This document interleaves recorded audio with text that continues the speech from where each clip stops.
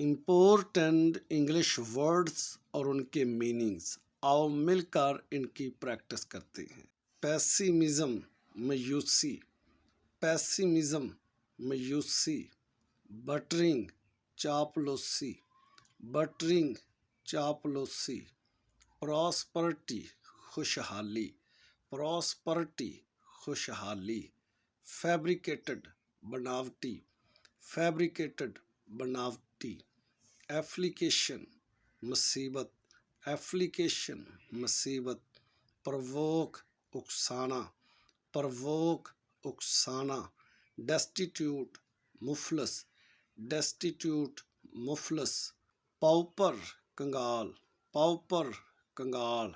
Dogma, अकीदा। Dogma, अकीदा। Snazzy, पुरकशिश। स्नीजी, पुरकशिश। Thank you for joining me. फल फामो